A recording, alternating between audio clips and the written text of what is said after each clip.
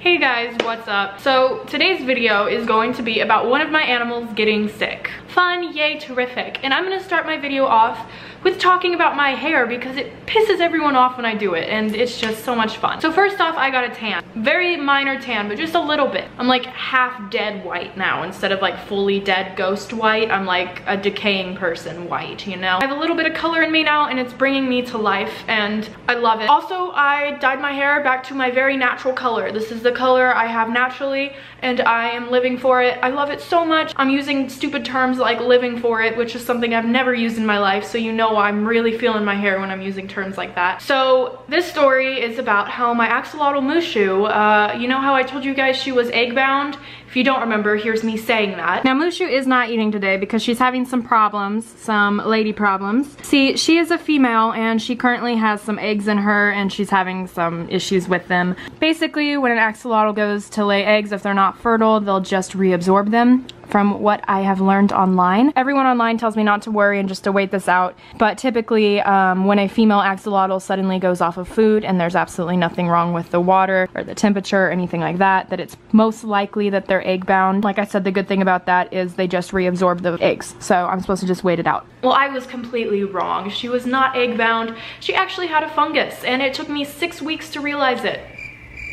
Well, actually, okay, it took me 5 weeks, but week 6 is where we are now. At first I thought she was egg bound, which is why she wasn't eating, because she wasn't losing weight but she had no interest in food, and so I thought she was just having some lady problems is what I thought, so I was leaving her alone. And then week 5, which was last week, I noticed yeah, no, she has a fungus. If you want to know how to look for a fungus on an axolotl, sadly they are extremely prone to it. They either will get this white fuzzy stuff in their gills or white patches all over their body. Now this is called columnaris.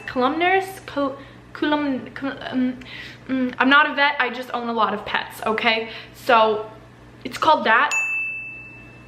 It really sucks. It's so much better to catch it right in the early stages and treat it right away because you are gonna have a lot more success, and if you wait 5 weeks like I do, your axolotl is most likely gonna die. So I'm gonna tell you guys how I actually cured her.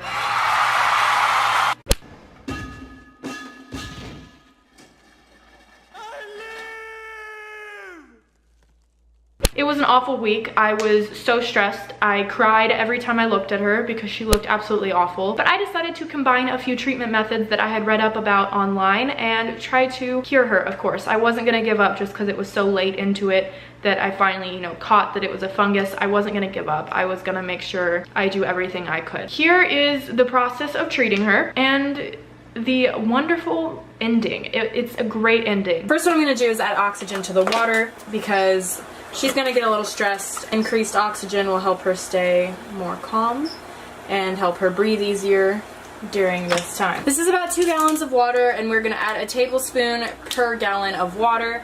So we're gonna add 2 tablespoons of salt. We're gonna just use regular aquarium salt for this. Now if you look at the directions on the side, it is gonna say to add 1 tablespoon for every 5 gallons. We're gonna actually add a tablespoon for each gallon of water. So this is gonna be a little stronger. You want this water to have the same temperature and the same pH as the water that your axolotl is currently in, and that way he or she will not go into and that way he or she will not go into shock from the temperature difference or the pH difference of the water. Next I am going to add iodine.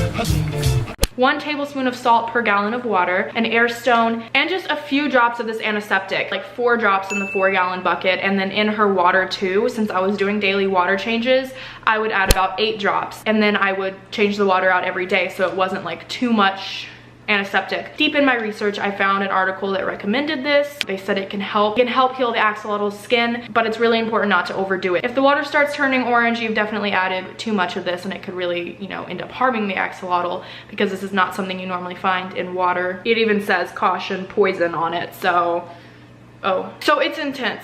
And now we just have to wait for the salt to dissolve, and then once it is dissolved, we can go ahead and put her in there.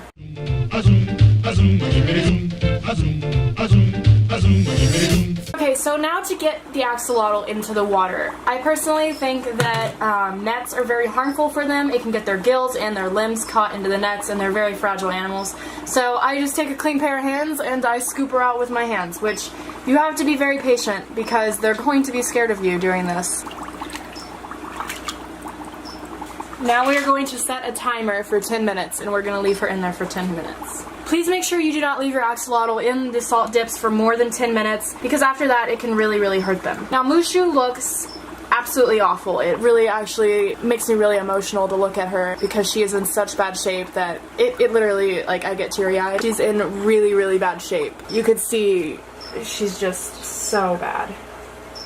It's not good. Just to show you guys really quick, she is so skinny. Those are not fat rolls. That is from being so underweight. Axolotl's tail should be straight. She's curving hers from stress.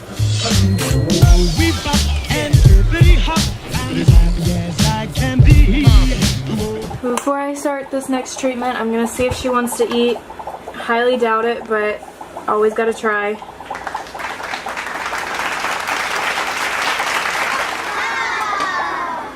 Okay, so she showed a tiny interest in food for the first time in 6 weeks. She didn't run from it, she actually opened her mouth. So I went and I cut them up into really small pieces. We're gonna see if we can get her to take a really small piece.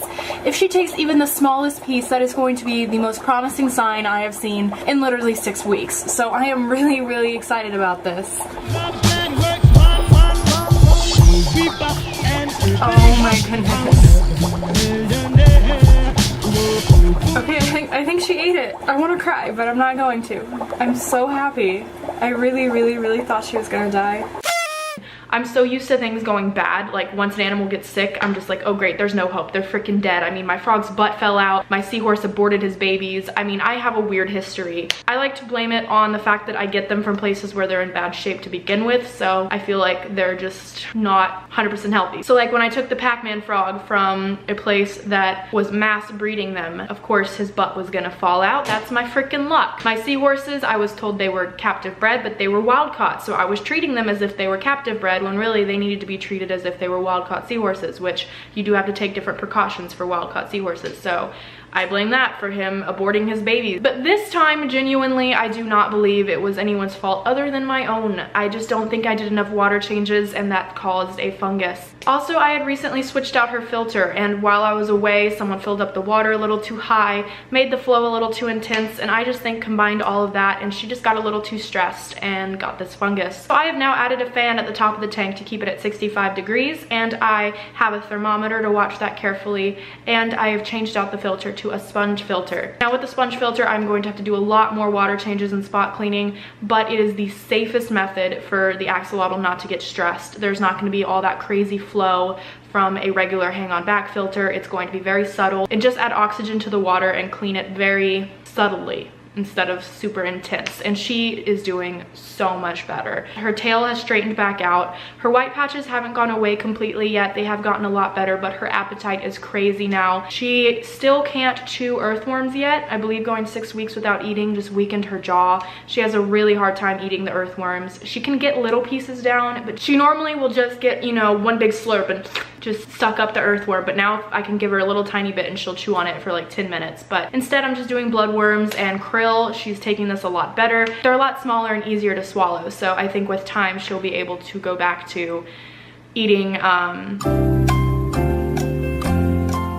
earthworms. So yeah, but that is how I have saved Mushu, and it took 4 treatments. Really, at the 4th treatment, you should see some kind of progress. You should see their appetite slowly return. It is important to understand that if your axolotl has a fungus, no matter how much you treat it, if you put it back in a tank where it's gonna get stressed out, the fungus is not gonna go away. Please make sure you have very low flow in your tank. I recommend a sponge filter. I used to recommend fluval filters on their lowest setting. I used that for 2 years and really didn't see too much of an issue, but now I'm just saying the safest route you can go is the best route you can go. So sponge filters are a great filtration system for axolotls, but you do have to do weekly water changes along with spot cleans every time you feed them. It's a lot of work, but it's way worth it so your axolotl doesn't end up starving herself for 6 weeks and ending up on her deathbed pretty much. It was a terrible situation that I'm so glad has been resolved, and actually I was able to fix it. It was heartbreaking because she's only 2 years old. They can live to be 10,